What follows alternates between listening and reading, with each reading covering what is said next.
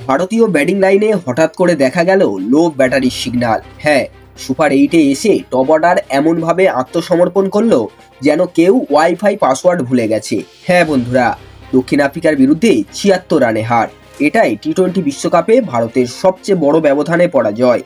এতদিন ৪৯ রানে হার ছিল রেকর্ড, আর আজ সেটা ভেঙে নতুন অর্জন।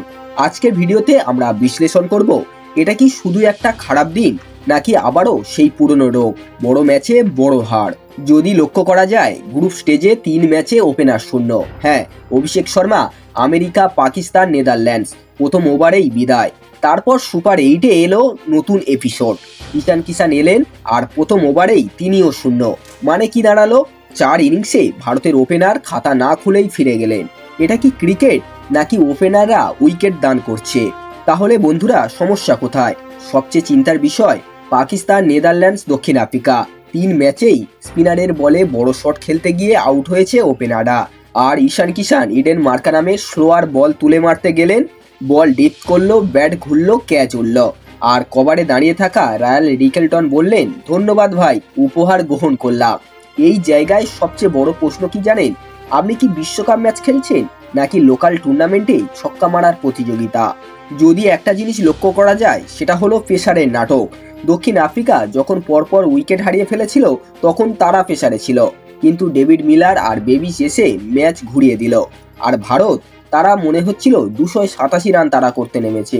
ঈশান, সূর্য দুবে এই ফর্মে থাকলে নর্মালি ক্রিকেট খেলেও ১৮ ওভারে রান উঠত, কিন্তু বিশ্বকাপের পেসার মাথায় নিয়ে এমন খেললো যেন সামনে বোলার না, বোর্ড পরীক্ষার প্রশ্নপত্র দাঁড়িয়ে আছে। হ্যাঁ বন্ধুরা, সাউথ আফ্রিকার বোলিং স্বীকার করতেই হবে। South Africa national cricket team দারুণ বোলিং করেছে। স্লোয়ার বলের ব্যবহার ছিল অসাধারণ। মার্কো জনসন, কেশব মহারাজ, লাইন লেন্থ, পরিকল্পনা সব ঠিক। কিন্তু প্রশ্ন হলো, ভারতের ব্যাটাররা কি সেই বলগুলোকে নর্মালি ক্রিকেট দিয়ে খেলেছে? না, সবাই যেন ঠিক করেছে, এই বলটা না মারলে আমার ঘুম আসবে না। হ্যাঁ বন্ধুরা, শুধু ব্যাটিং দোষ না, শেষ ওভারে হার্দিক দিলেন ২০ রান। একটা সময় দক্ষিণ আফ্রিকা চাপে ছিল, কিন্তু শেষ ৪ ওভারে ৩৫ রান। একমাত্র জসপ্রীত বুমরা বাদে বাকিরা সবাই সেই ছাপ রাখতে পারেনি। মানে কি দাঁড়ালো? টপ অর্ডার ব্যর্থ, মিডিল অর্ডার চাপে, আর ডেথ ওভারে বোলিংও নিস্তেজ। তাহলে কি সব শেষ? না বন্ধুরা, ভারত এখনও সেমিফাইনালে যাওয়ার দৌড়ে এগিয়ে, কিন্তু প্রশ্নটা এখনও সামনে।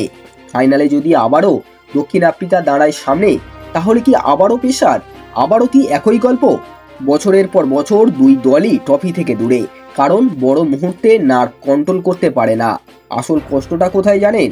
একটা পান মশলা সিরিজে ওপেনার ২৫ বলে ৭০ করে, আর বিশ্বকাপে সেই একই প্লেয়ার ৭ বলেই বিদায়। এটা ফর্মের সমস্যা না, এটা মানসিক সমস্যা। যদি বলা যায় ফিয়ারলেস ক্রিকেট কোথায়, যেটা সারা বছর প্র্যাকটিস করা হয়, সেটা বড় মঞ্চে গায়েব কেন?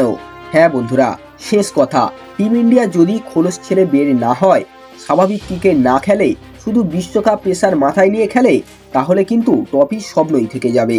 ফাইনালে আবারও দক্ষিণ আফ্রিকার সামনে এলে প্রশ্নটা থাকবে একটাই, কে বড় দল?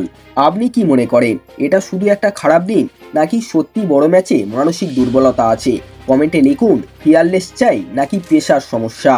ভিডিওটি ভালো লাগলে লাইক দিন, আর আপনার মতামত কমেন্টে জানাতে ভুলবেন না। আর এই ধরনের ক্রিকেট নিউজ সবার আগে পেতে চ্যানেলটিকে অবশ্যই সাবস্ক্রাইব করুন।